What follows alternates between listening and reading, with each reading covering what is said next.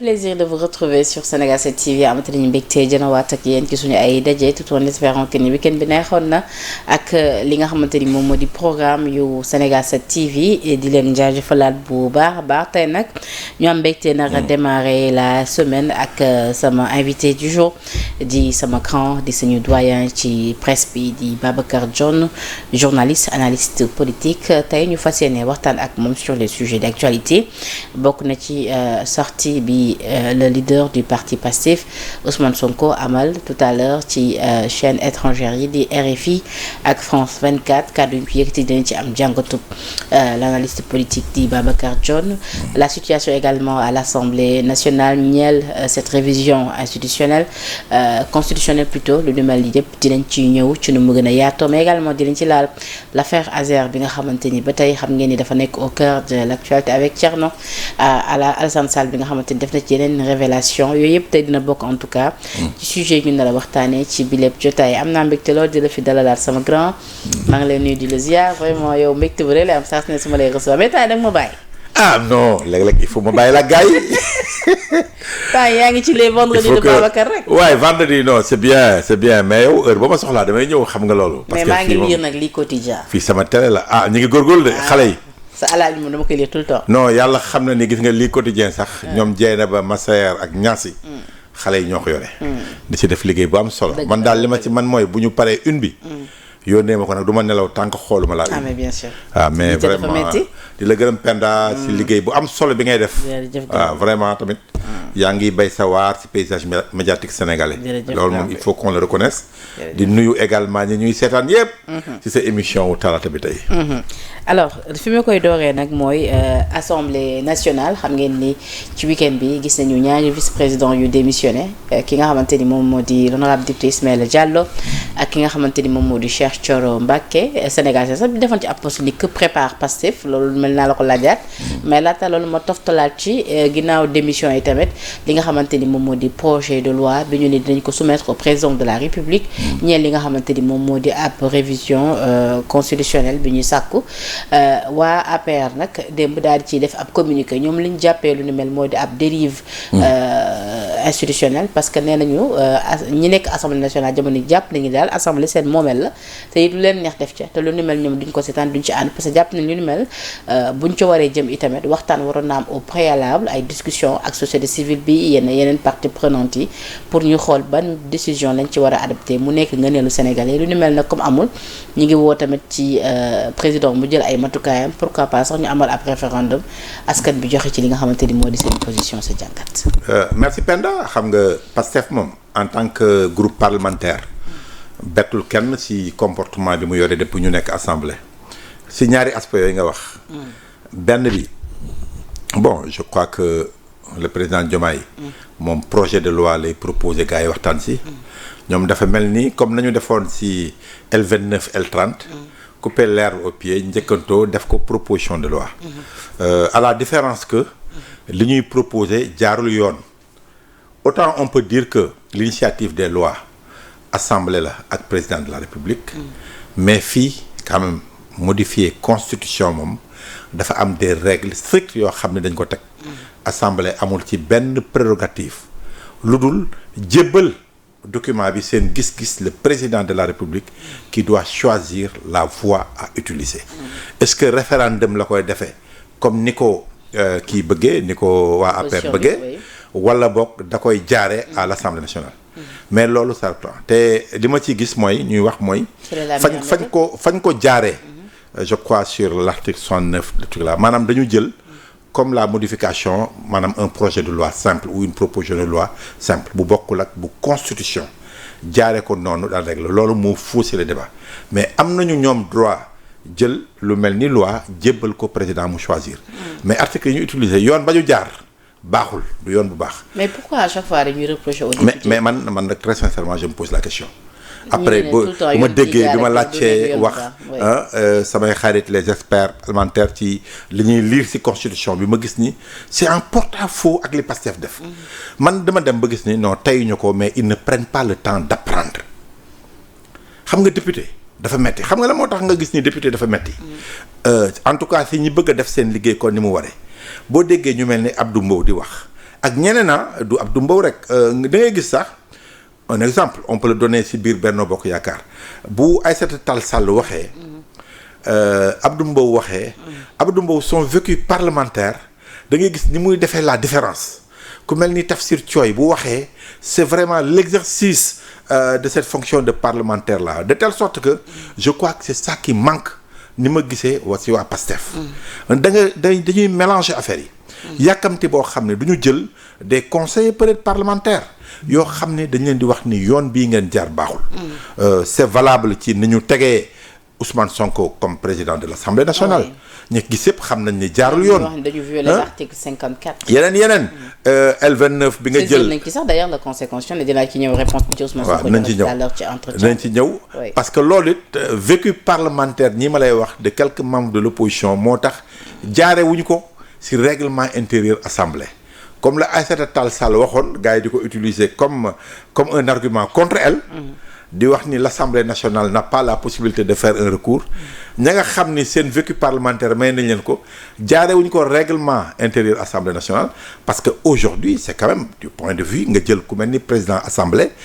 tabb ko si noo xam ne tabboo ko le Conseil constitutionnel a son droit de regard foofu la opposant yi def recours jaare pour remettre en cause l'installation de l'autre là de Ousmane Sonko. loo ci mën a dégg daal assemblée. c'est vrai que ils sont unis derrière le PASTEF et derrière Ousmane Sonko mais je crois que war nañoo gën a xoolaat yoon bi maintenant nag il faudrait que ñi nga xam ne ñoo war a juger yoon à savoir le Conseil constitutionnel aussi ñu am ñun confiance ci Conseil constitutionnel et man apparemment man dama am jeexi jaaxa ci Conseil constitutionnel. Oui non dama am jeexi jaaxa parce que Penda toujours man dama naan Sénégalais yi ni ñuy néewalee doy na waar wala bokk la classe politique yaa ngi rappelé wu en 2024 dañoo jëloon Conseil constitutionnel en tout cas quelques membres accusé leen d'être corrompus. Oui. C'était vraiment ça avait fait débat. ba APR ànd ak waa PDS. ñu dugal benn proposition de loi à l'Assemblée nationale. pour reporter les élections mener une enquête. Les candidats de l'opposition en tout cas tous les candidats réunis ont saisi le Conseil constitutionnel qui les a suivis. que report du am. ñu fàtte loolu comme si de rien n'était. alors que ñun. Conseil constitutionnel bi ñu yaakaar. dem ba ay candidats di am suspicion sur des membres du Conseil constitutionnel on fait comme si de rien n'était ñu dem élection le Conseil constitutionnel organisé joxe résultat on oublie quelques mois plus tard Madiambal nous annonce de manière claire et nette qu'un des membres du Conseil constitutionnel rencontré na un potentiel candidat à l'élection présidentielle pendant 2 heures de temps Madiambal Diagne jusque-là et c'est là où vraiment je le rappelle les confrères doivent quand même savoir raison garder bu fekkee un confrère tant que tel nu mu mën même bu dul sax un confrère bu joxe information bu am dayo noonu yow li la war mooy demal sa ndayu mbil yi ñu contester ñu def li ñuy def ñu weddi ñu def démenti mais yow le confrère c'est pas à toi de démentir li nga xam ne am na par des sources anonymes et Madiambal keroog vraiment c'est des cours de journalisme moom la Madiambal oui avec Maïmouna Ndour Faye parce que quand même ñun ñëpp xam nañu ngeen ko source anonyme source documentaire source quand même source connue source personnelle non manoo comparer une source connue une source personnelle qui est là toog et une source anonyme loolu yëpp nangu nañ ko dans notre métier source documentaire waaye ndeyu mbile bi jiiñ toog ke ñu jiiñ waxul ñuy dem recherche naan voyager na le des na tout ça te ñoom waxuñu ñi leen di waxal waxuñu je crois que le journaliste doit se garder d'attendre que kooku tontu te man dégguma Cheikh Ndiaye tontu Madiambal le Conseil constitutionnel waaf comme si de rien n'était c'est extrêmement grave. Et depuis leur grand lu tax ci sa gis-gis Madiambal tout le temps muy def ay révélation ci kaw Ousmane Sonko te mosuñu dégg benn réplique wala benn leeral bu jëm ci wàllu mu ne te moom tout le temps da leen di défier parce que da leen di wax ne leen maa ngi fi yéen ngi fi génn leen wax. Madiambal daal lim ñuy jox ci information il est bien sourcé même avant que muy toll niveau bi Madiambal ça c'est son honneur quoi moom day dugg fi mu war a dugg en tant que journaliste lu mu xam nag toujours Madiambal li ma seetlu mooy xam naa ne moom ay xaritam dinañ ko moytu sax parce que moom passion wu métier bi moo ko jiital man li ma seetlu si moom métier bi passion bi moo ko gënal lu mën a am de telle sorte que li muy njëkk a def mooy réflexe journaliste bi lu mu xam da koy njëkk a wax yow noonu nga mel foo mën a toll fa moom loolu daf ko wax moom ñëpp reprendre daf ko jiital lu mu wax la ba te vraiment il est très bien informé te lam ñuy jox xam nga man de ci buntu page am laa toog waaw mais bu la neexee parce que Madiambal aujourd'hui waxuma sax journaliste mais man xam naa ne sax am na ñu nekk ci nguur gi ñoo xam ni moo leen di informer waaw moo leen di informer posture bi mu nekk la macha allah mi ngi koy def ba pare nag nekk à l'extérieur xam nga gars yi bu ñu demee ba gis ne yow tu peux donner des informations duñu xaar nga woo leen ñoom dañ lay balancer ay informations donc li ci war mooy man li ma gis mooy pas la Madiambal wax mais impact bi mu am sur la vie démocratique ou institutionnelle de notre pays gars yi bàyyi noonu comme si de rien n'était le conseil constitutionnel yi mu wax yëpp dëgg la am na solo mais man conseil constitutionnel mu wax mu nekk en 2 ans une deuxième accusation après Karim Wade ak waa PDS bi ñu defoon conseil constitutionnel ñu dem élection jox leen ko ñañu jiiñoon ba léegi ñu continuer di siéger man loolu laa xamul man lu muy nuru quoi. Ousmane Sonko ci sortie bi sànq parlant du conseil constitutionnel jàpp na ni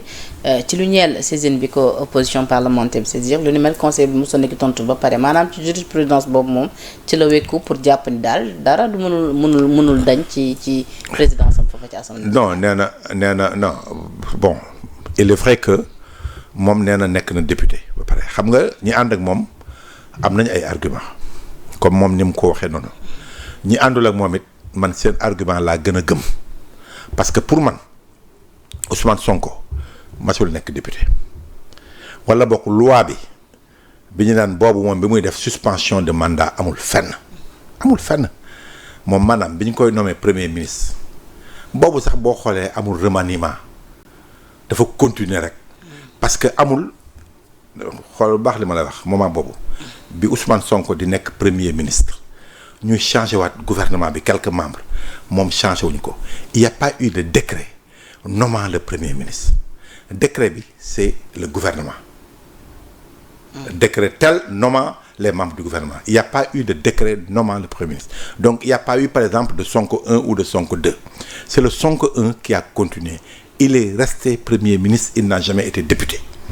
il est resté premier ministre moo tax nga dégg bi ñuy def gouvernement bi parce que si loolu la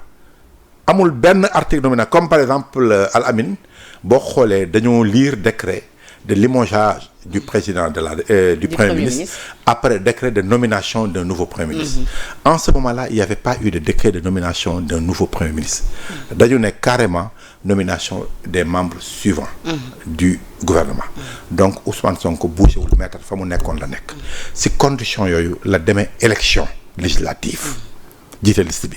moo tax mu dem mais comme mi ngi woon ci liste yi gis nga bu demaloon assemblée sax ne day démissionner bu toogee dans les 8 jours qui ont suivi dañ koy génne assemblée nationale il y a pas de chance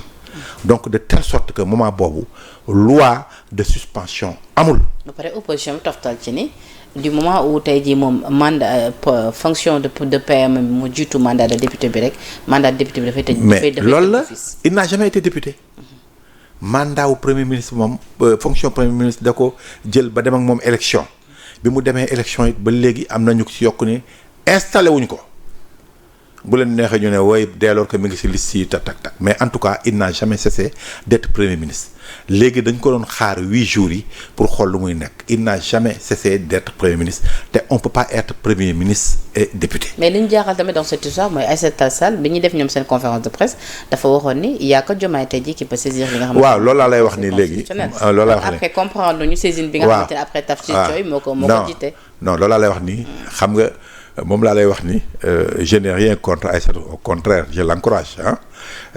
dama ni moo tax nga gis recours bi opposition bi def jaaruñu li Aïssata Tall Sall wax jaarewuñ ko ci recours boo xam ni voilà ce sont les députés c'est le règlement intérieur de l'Assemblée qui a été bafoué ñu def recours non ñoom dañ ko jaare ci fonctionnement des institutions maanaam loolu may nañ leen ko j'oublie l'article qui a été utilisé dans cette affaire là bu ñu ko jaare woon foofu yoon mayu leen ko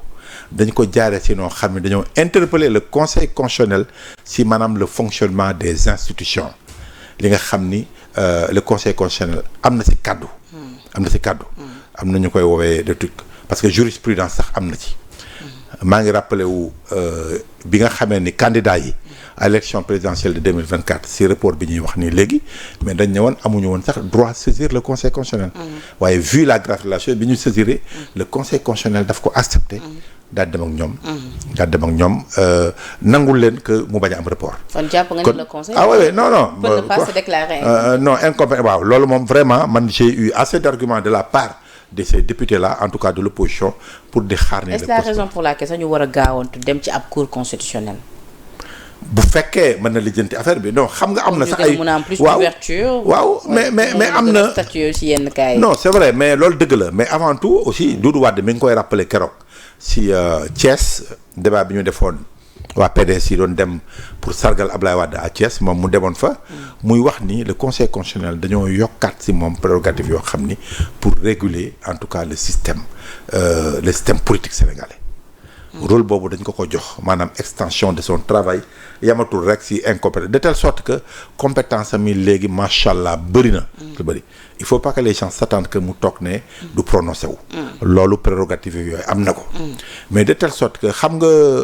il faut que ñu xam ni l'affaire est tellement grave que le conseil constitutionnel mënul toog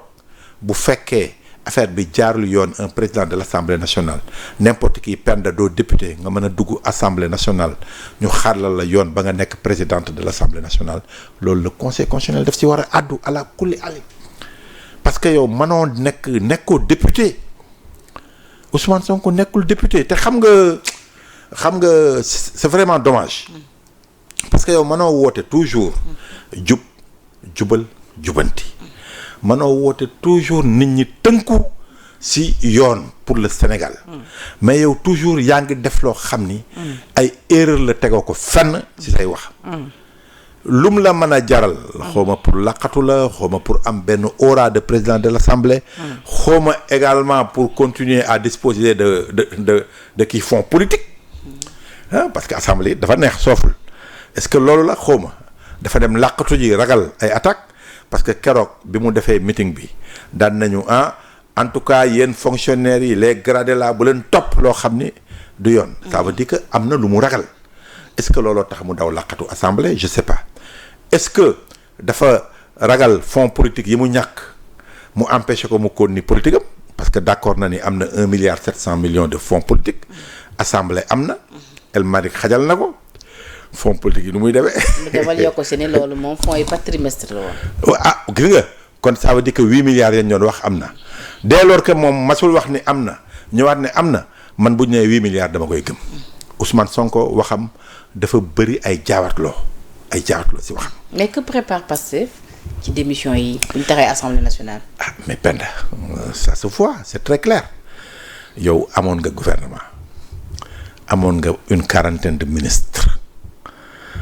amoon nga des DG yoo xam ni dara wóoru la ndax Diomaye na leen fa bàyyi amoon nga ay directeur de cabinet ak conseil lépp léegi assemblée boobu rek fa la poste yi des léegi pour Ousmane Sonko ak Pastef il faut ñuy xajalante la Ablaye Wade xam Ablaye Wade doon la ko wax Ablaye Wade doon xuloog souvent ay responsable ndeysaan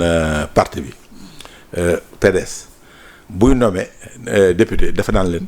yow ñamoon nga ba pare waaw mosoon nga bàyyil kii mos day jël ko kenn xamul soit ay taalibe sëriñam militant mu jël dugal leen ci liste ñu nekk député nee na wër ñëpp am mais loolu la Cheikh Thioro di def loolu la Diallo def ñu xajal mais El Malick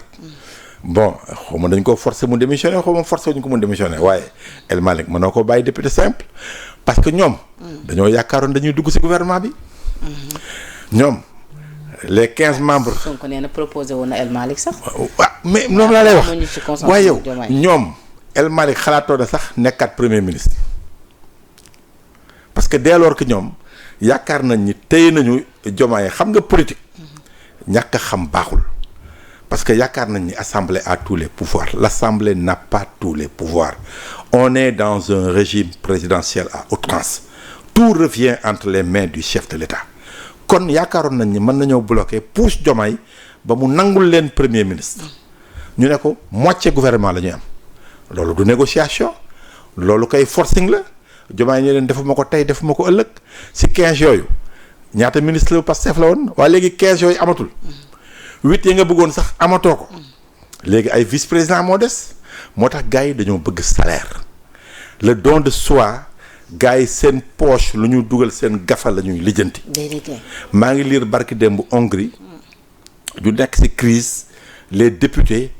ont laissé se sont délestés de 40% de leur salaire pour jàppale état ci coono. yow yaakaar nga député yii yu Pastef fii bàyyi 40% de leur salaire maanaam ku ñuy fay 1 million. nga mën a d'accord léegi di ñu lay fay ay 600 000 francs. ah d'accord man kay gëm naa ko parce que su ma gisee ay honorable député Ismaïla Diallo en tant que vice-président de l'Assemblée démissionné. non mais tu restes député ak privilégié waaw d'accord mais tu restes député d'accord waaye privilégié yi ca toppoot. nga jox ko ka nga xam ni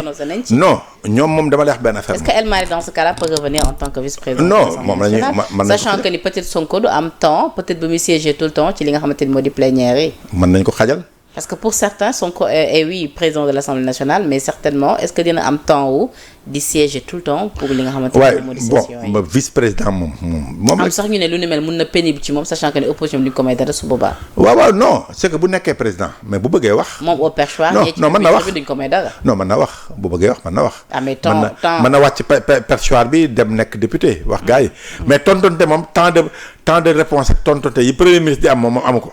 no premier ministre moom vraiment moom dañ ko xañ lu bëri ñëw député gars yi ñu jox leen ay 1 minute 2 minutes yow nga ñëw di wax lu la neex nga wax. léegi fi mu nekk nii position président assemblée boo xam ni sax dafa gàkk nit ñi reconnaître ñu la heure bu ñëwee assemblée toog dañ ko fàttali que ni fii nga toog mérito ko da nga koo sàcc mën naa wax loolu. ñu ko sàcc. nañ ko rafetal. ñu rafetal ko waaw kay da nga ko foqati. ok kon baax mais sama grand léegi nag dama bëgg ñu ñëw ma am ci li nga xamante ni moo di sortie bi mu def ce matin. sur France 24 ak RFI d'abord sur la forme noo jàngate cette sortie bi nga xamante ni le premier ministre Ousmane Sonko safrala l'ancien premier ministre Ousmane Sonko def na ko tey sur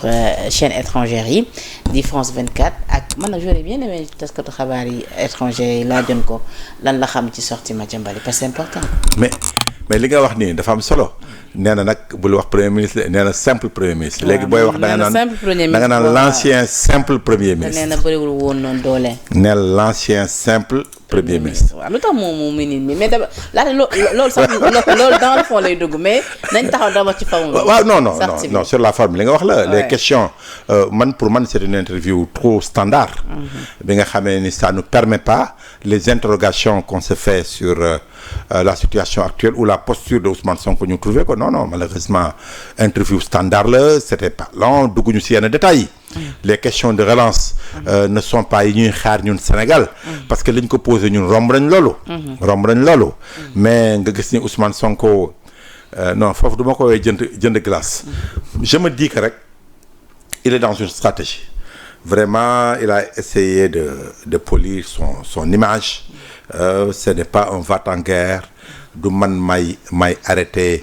may indi xajamal le fonctionnement de notre très posé oui mais parce que aujourd'hui situation bi mu nekk fi mu toog xam nga booy xeex évasif aussi booy xeex ak ragal mu bokk la du la gaaw bàyyi moom situation bi mu nekk statu quo moo ko arrangé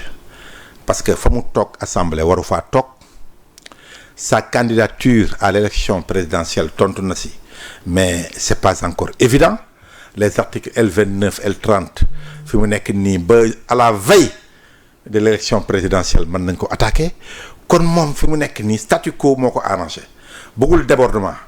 bul déborder boo déborder rek mën nga ñàkk sa situation zone de confort la nekk mais malheureusement c'est une zone de confort très fragile. kon ndax da doon defaale appel du pied à Diomaye. non Diomaye moom li mu koy wax appel du pied bi leer na nee na ko yow téyel la nga yor ma téye la ma yor mais moom la mu yor kenn du ko bàyyi bu téye ko. kon da nga jàpp ni Sonko guddiñ toll nii. doonu woon bañ ab négociation ci digganteem ak Diomaye. tant que Diomaye mën na ko bàyyi mu téye la mu yor. d'autant plus que nee nañu am na ci ay jegeñaaleem yu chercher à rentrer en contact avec Diomaye de ça se dit. yow xam nga léegi yaa ngi wax ni nos députés yi sax am na ñuy bàyyi vice présidence. xam nga fan ngay xam ne gars yi gëm poste. na Diomaye bëgg a tas assemblée rek. mu yegguñ fa décembre 2 décembre je crois. La possibilité ñu tas assemblée taxaw na. xaaral ba ñu yegg di nga gis député yu bëri yuy raam fekk Diomaye. commencé nañu wax sax ne am na ay député top. mais dañuy dem non ay 11 heures la ñuy wax top fii top amu fi les gens xam nga top da nga koy wax foo xamee ni dafa am maanaam dafa am comment il s'appelle loo xam ne leerul c'est pas légal yow président de la république yore tous les pouvoirs buy am top koy c'est des top de Pastef yu nekk ci président Diomaye yow président de la république nga xam ni fa mu toog daf ko mérité. ñu élire ko à 54%. yow nga nekk président de l'assemblée boo xam ne da nga ko foqati yoon ba nga jaar yoon ba nga yore assemblée naan ay tóob yow koy say tóob ñoo nekk fële présidence te xam nga boo gisee ku mel ni Aljuma Sow tey li ma gis poste bi nga baaxe ma ko ma xool Aljuma réaction non ñi ngi commencé def nag politique ñoom. dama koy lire sax. non ñi ngi def politique. poste Aljuma bii sama grand il faut mu liiral la ko. non ñi ngi def politique il faut mu liiral ko internet yi di seetaan parce que Aljuma tey wax na lu ko neex de. mais ñi ngi def politique de. Aljuma nee na. Quelques leçons d'une interview non souveraine. Déjà retenir boobu nee na première leçon, la vraie trahison du projet ce n'est pas de prôner le dialogue,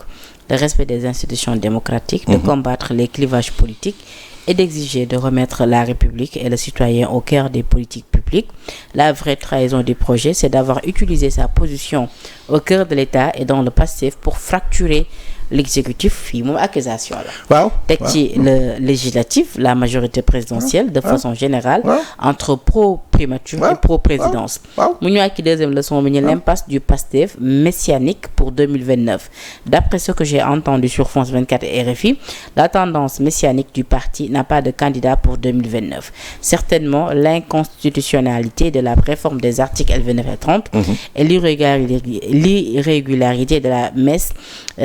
du 6 juin dernier ont définitivement installé le doute au sein de l'actuelle direction du parti. Le projet réussira avec les vrais patriotes. mu mel ni Aljuma dafa wax ni. actuellement moom ñaari Pastef ñoo am actuellement. waaw non loolu yàgg na. loolu depuis que Ousmane peut-être moom jàpp na ni ñoom avec Diomaye ñoom ñooy incarné tey jii. waaw nga xamante ni moom moo di. li mu wax quand même perdre yow teg nga sa bët depuis que Ousmane Sonko nekk premier ministre mais pro Pastef la ak pro Diomaye pro Sonko pro Diomaye loolu yi leer na. da ngay ànd ak Ousmane Sonko da ngay ànd ak boo gisee ni ñuy waxante seen biir dafa leer jéewante bi xastante bi pourtant Ousmane Sonko ci interview bi nee na ce mandat est le nôtre. oui rappelez non sax ni moom moo désigné woon le président. waaw waaw pourquoi mu war a am deux camps. non parce que mooy li ma la wax rek bu fekkee yow da nga bëgg yow la nga yor ci légalité wala boog ci légitimité ñu bàyyi la ko mais yow président Diomaye amul benn légitimité amul benn légalité. Mais c'est un problème. C'est là où survient l'erreur de jugement de Ousmane Sonko ou en tout cas d'appréciation de Ousmane Sonko. Parce que gis nga président Diomaye dès lors que l'intelligence de Ousmane Sonko aurait été que ni mu reconnaître que ni Diomaye est devenu le président de la République du Sénégal. loolu j'ai l'impression que ba léegi Ousmane Sonko day am problème pour nangu ko. Il le reconnaît parce qu'il l'appelait le président de la République. non du woote rek c'est que toujours maa ko fa teg. dès lors que nga teg ko fa nangul ko la nga xam ne yow moomoo ko Sénégal yépp ko moom mooy dañ ko teg mu nekk président de la République du Sénégal yoon aar ko jox ko loolu yépp mu téye ko loolu yow Ousmane Sonko da nga ko war a nangul. nee na sax ci jamono mu koy désigner boobu temps Diomaye jaay kon président. parce que boobu nekkuloon président. nee na waaye léegi da koy jaay président. boobu nekkuloon président ñun suñuy institution ñoo dul nangu. suñu président de la République Diomaye nekk nit ku xeebu duñu ko nangu tey Diomaye dès le début c'est l'erreur qu'il était en train de commettre di wane ni man awma problème que moo ma fal moom fii mais toog na soit rappel à l'ordre la bu ñu ko def mu defee ne ko fii nga toog moomoo ko Sénégal moo ko moom donc maanaam affirme-toi toog na affirmé wu c'est pas parce qu'il s'est affirmé en tant que chef d'État légitime et légal que day xeex ak Ousmane Sonko mais c'est ça le problème moo tax ma naan la Ousmane Sonko a un problème le fait que Diomaye ne doit pas s'affirmer comme étant le président de la République du Sénégal parce que bu ko affirmer rek am na lu ko Diomaye ëppale parce que Diomaye day nekk chef am man je crois que mënoon na trouver benn place de convergence moom ak président Diomaye defu ko léegi nag la ma mujjee mooy ñu commencé 2029 et li Aljuma wax c'est vrai yow nga def barki démb 6 juin investiture pour nekk candidat tey nga ñëw France 24 di daw res looy daw res. mais pourquoi yow noo gis nga moo tax gis nga tu as vu. mais loolu nag c'est contradictoire mais dafa garaaw mais Penda dafa garaaw yow ñu ngi c'est-à-dire dafa garaaw dem na ci congrès investir nañu la yéen a ngi nekk ci jaayum brassard yi ñëpp di takk Sonko 2029 donc c'est clair que ni yow déjà tu es candidat en 2029 yow yaa ko créé nga toog nga def sa discours dem arena def li ngeen di def pendant 2 jours samedi ak dimanche ñu ne la yow yaay candidat beneen candidat amul nga toog naan sama candidat c'est pas à l'ordre du jour Ousmane Sonko kan lay nax kon dafa beneen affaire bi même bi muy wax ci homosexualité juste une parenthèse avant de ñëwaat ci truc yow nee nga non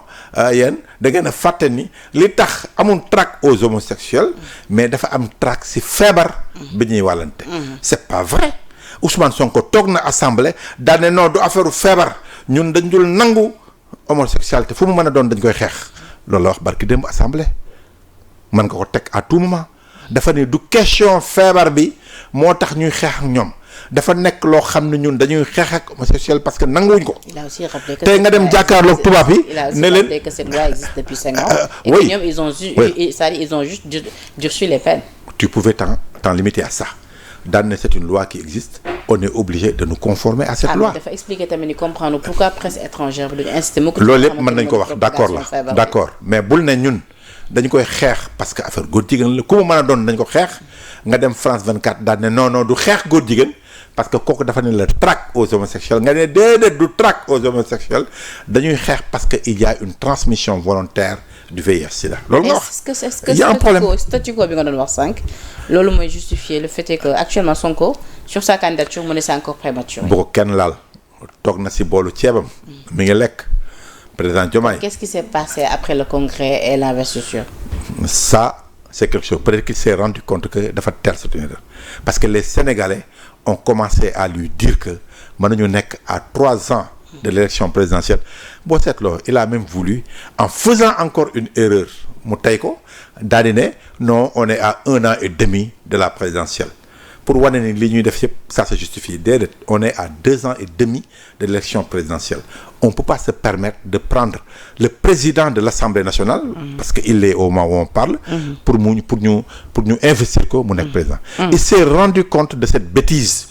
que ni yow nga nekk président assemblée war a liggéeyal Sénégal bëgg a commencer campagne pour 2 ans et demi ça c'est un problème loolu man je crois que il a compris mais c'est trop tard le message est déjà passé beneen bi mooy le statu quo moom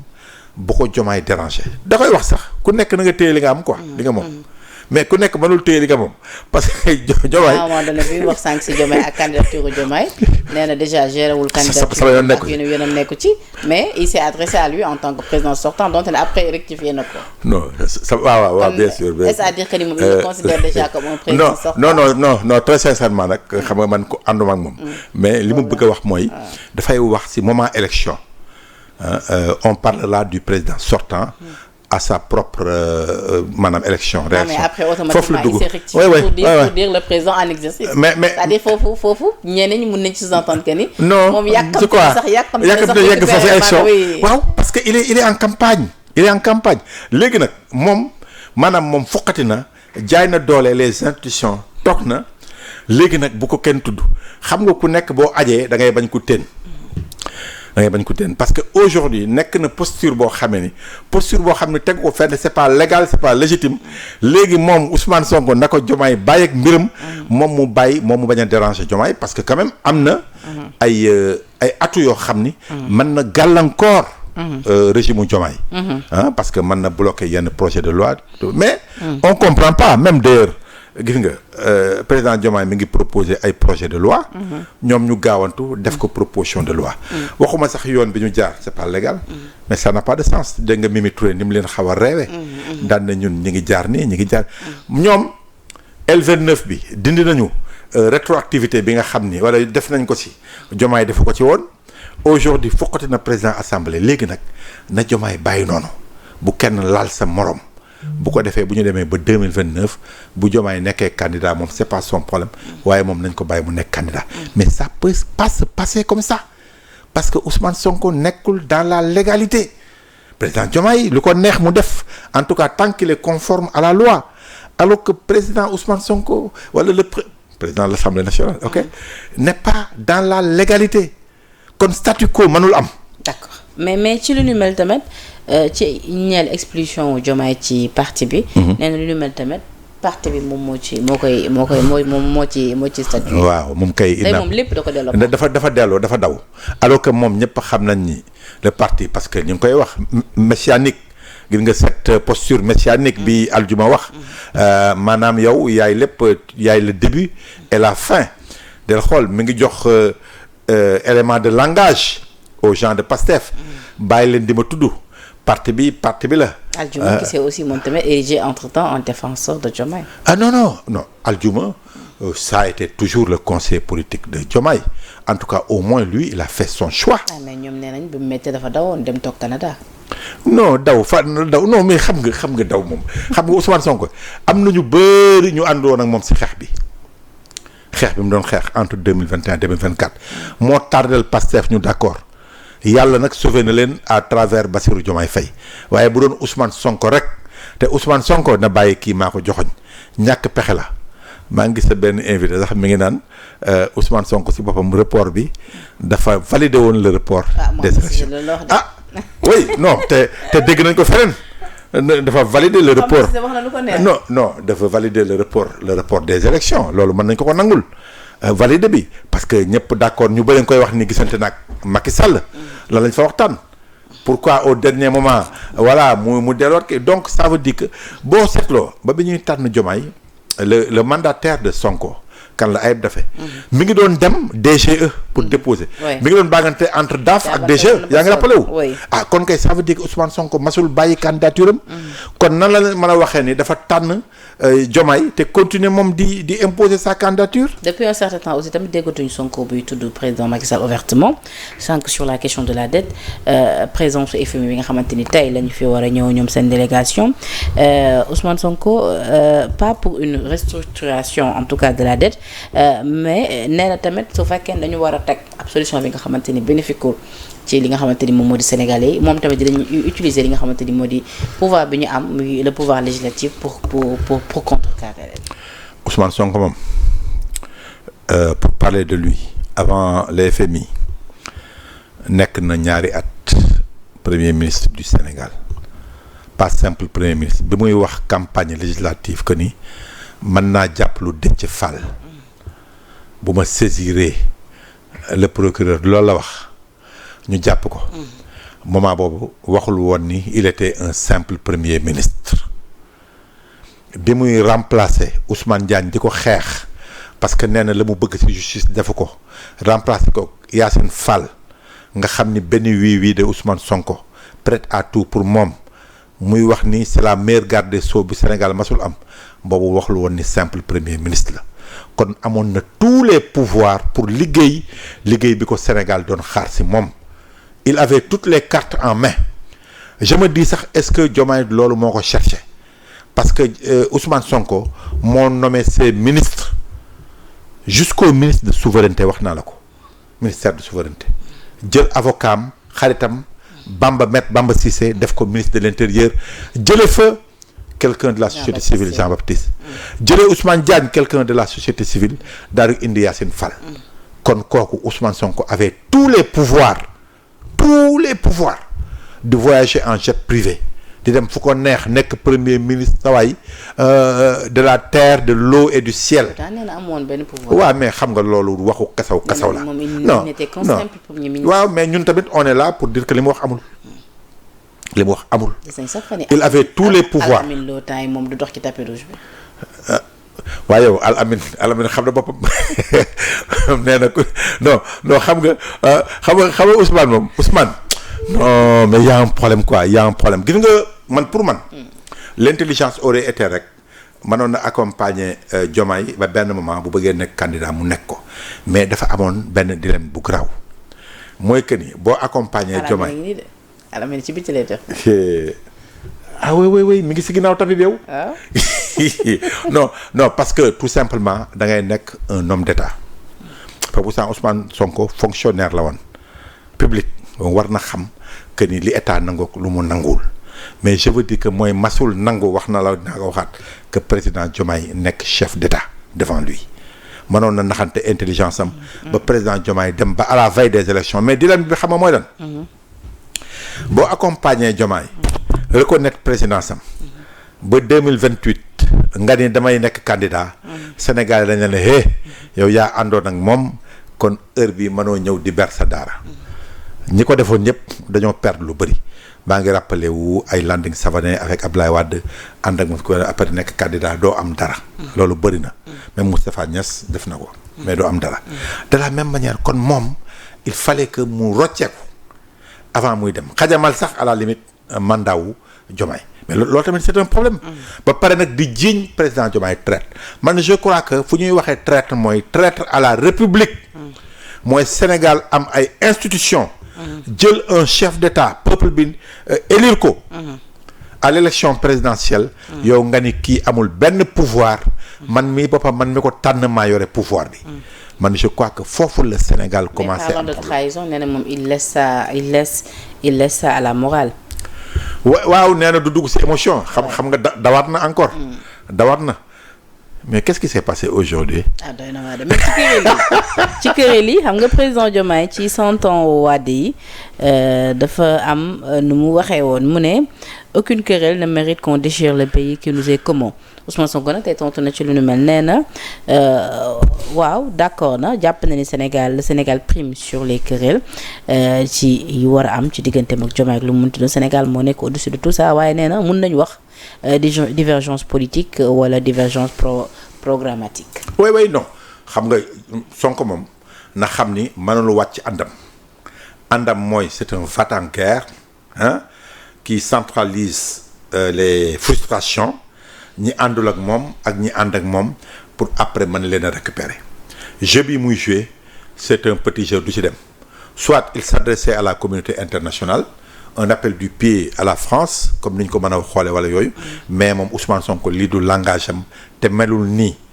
maanaam rek comme du ma wax bukki baaxul mais gaynde bu woddoo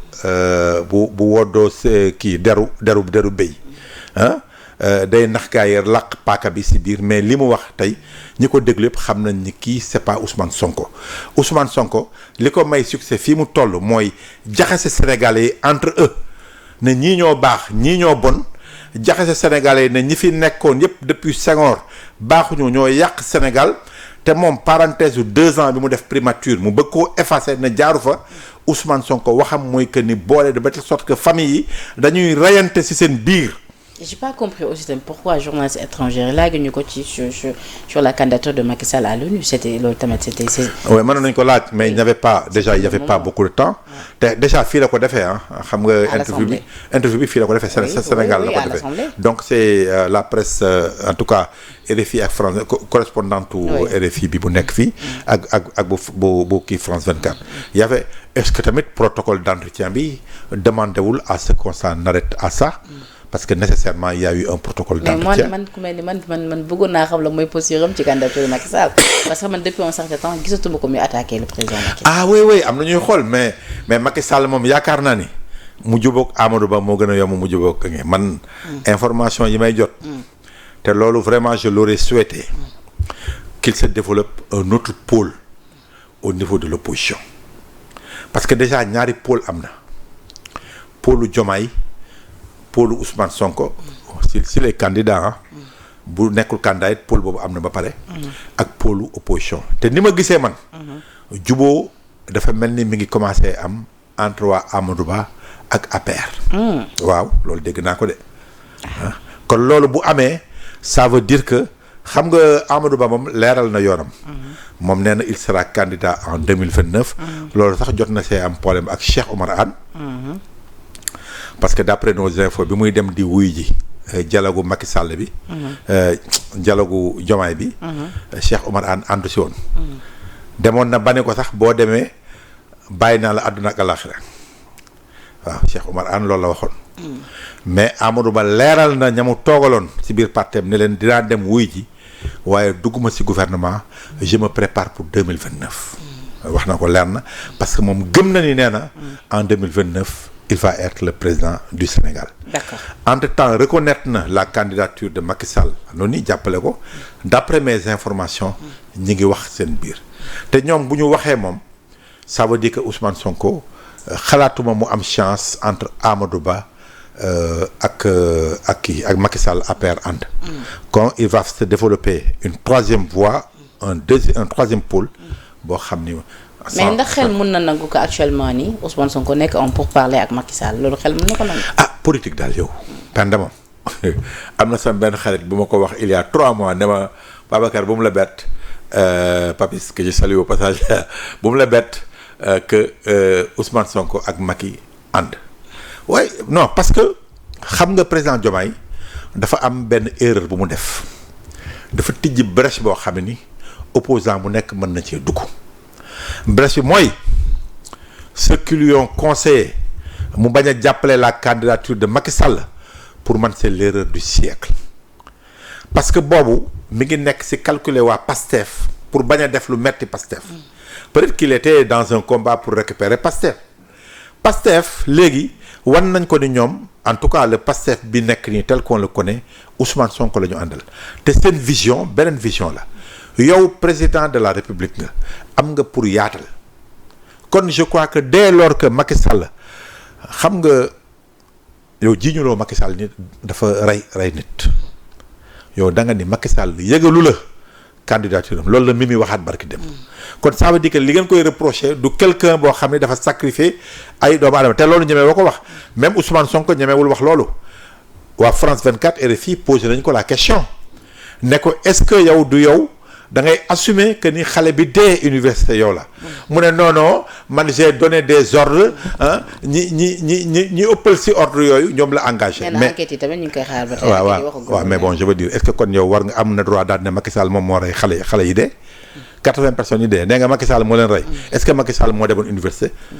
kon Macky Sall même bu fekkee moo joxe ordre pour ñu faire revenir le droit en tout cas le truc ci Sénégal avec les forces de sécurité mënuñu ne moo rey parce que yow nee nga reyoo étudiant bi te dégg nga ñëpp wax nga ni yow yaa ne nañ dem attaquer université kon je crois que li ci mën a am mooy que ni Macky Sall dès lors que ji ñëw leen ko loolu kon ngeen dindi loi d'amnistie bi defoo leen ko kon ça veut dire que rien n'empêchait à Diomaye le président Diomaye de soutenir la candidature de Macky Sall te pour man loolu erreur la boo xam ne topp na ko dont les conséquences politiques mooy heure bii waroon na am ubbeeku boo xam ni waa APR dañuy pare ànd ak moom pour Sénégal nekk ci yoon. alors tuuti ma signal que li ma des ci waxtu matul sax ñeent. léegi cib tënk sa jàngat ci nu mu gën a yaatoo ci l'affaire Azer sortie bi ci Jean-Michel def Thierno Alassane Sall kii tey dem na déposer ji li nga xamante dem na bokk puy ji section de recherche yóbbaale éléments yu yees yi nga xamante ni am na ko mu jógee ci li nga xamante ni moom moo di justice espagnole. waaw extrêmement grave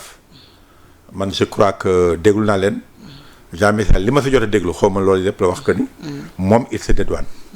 que du moom quoi. nee na moom bu muy yegg si sax fekkoon na déjà ñoom empoché nañ ci nga xam ne 37 millions yi. 37 milliards non li ñu wax mooy juin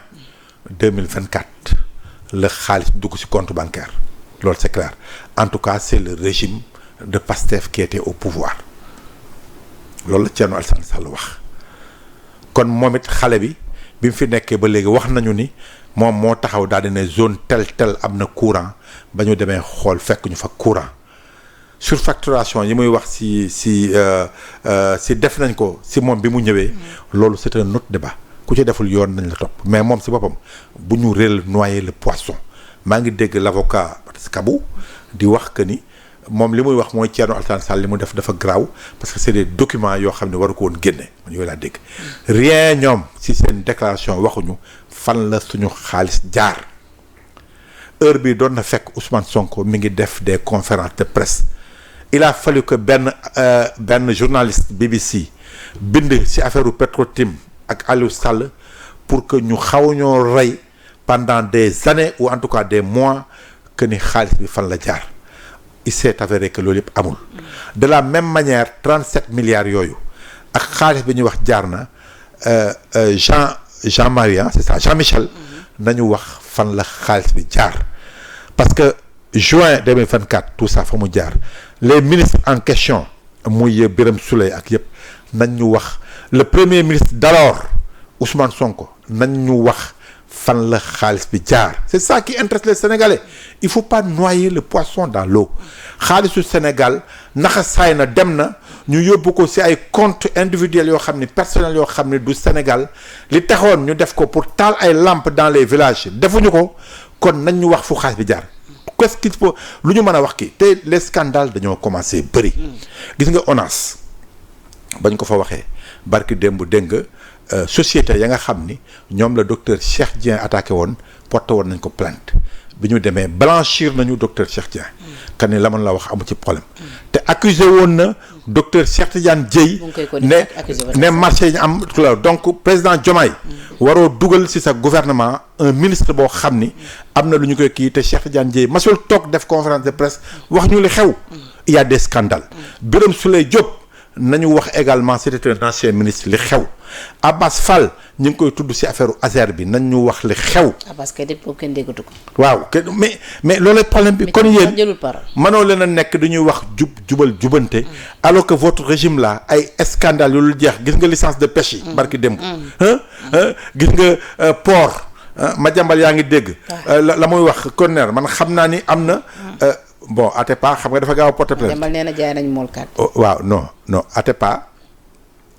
Atepa dégg naa moom boo bañee mu kii da nga naan ko dégg naa dama lay laaj Atepa dama lay laaj. est-ce que parti bañ la jox port est-ce que dëgg la wala du dëgg ñu jox la ko ñi ngi wax it port dara leeragu ma ci am na ay surfacturation sous Waly Diouf Bodian dara leeruma ci. mais donc je me dis que il y a plein de choses il y a d'autres détournements dont on parle dans des services de l'État yi nga xam ne anciens yi génn ñoo ko fa def. kon je crois que jubal jubante foofu la dem. te Ousmane Sonko mënul engager benn combat politique tant que defaluñu bilan ci 2 ans yi mu def à la primature